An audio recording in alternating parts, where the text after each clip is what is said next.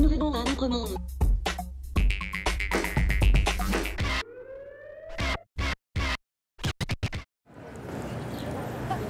J'aime bien ce que vous faites. J'aime ce que vous faites, bravo, continuez, hein, surtout, continuez, je vous gagnais. Ah la honte. C'est dingue. Ils me suivent, je ne sors pas. Voilà, c'est ça, la grande famille du cinéma français. Oh, on s'aime.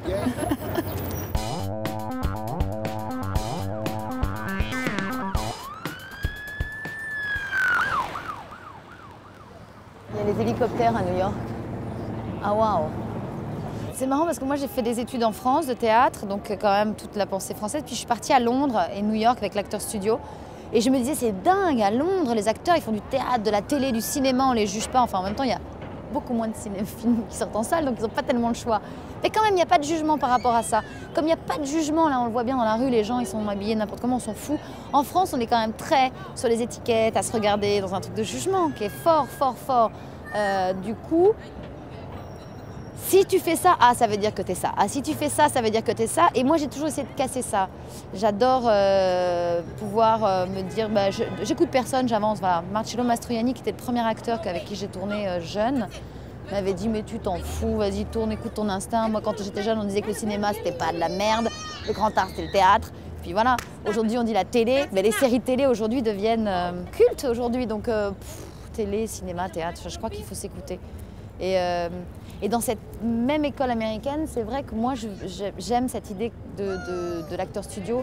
Le plus beau compliment qu'on pourrait me faire, c'est de ne pas me reconnaître. Voilà, d'un film à un autre, et d'être brune, d'être blonde, d'être rousse, de changer d'énergie, de démarche.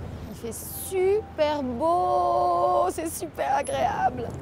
Et j'adore New York parce que vraiment, on voit des gens, mais des trucs hallucinants. Je pense qu'il faut poser une caméra et ça suffit à New York. En France, dans les cours de théâtre, c'était quand même tout le monde assis à juger celui qui passait. Et donc on bossait tous comme des dingues pour passer. Et puis quand on passait, il fallait qu'on soit très bon tout de suite, en gros. Et on devenait un peu la star du cours. Il y avait un peu un truc comme ça. Et puis j'arrive à Londres et je vois les mecs. Et c'est exactement l'inverse. C'est-à-dire que si tu arrives et que tu es bien, le prof dit « Ok, so what ?» Tu vois. Bon alors maintenant on va s'amuser. Tu vas faire, allez, à quatre pattes, tu vas me faire le lion, tu vas faire le jaguar. Et je voyais les acteurs anglais qui partaient dans des délires, qui avaient peur de rien, etc., qui allaient très très loin pour après se dire, voilà, on essaye maintenant voilà, vers où on pourrait aller pour que ça... Mais on n'a pas peur du ridicule et on n'a pas peur d'en faire des caisses. Je ne jure pas du tout par l'acteur studio ni par la méthode américaine, mais je trouve qu'elle a amené, pour moi en tout cas, elle m'a amené, tiens, j'ai pas forcément envie d'avoir quelqu'un qui m'explique comment il faut faire et avec des règles techniques. C'est le grand débat Laurence Olivier et Dustin Hoffman dans Marathon Man. Est-ce que tu cours pendant 2 heures avant pour arriver dans la scène essoufflée ou est-ce que tu peux le faire essouffler en arrivant techniquement, quoi.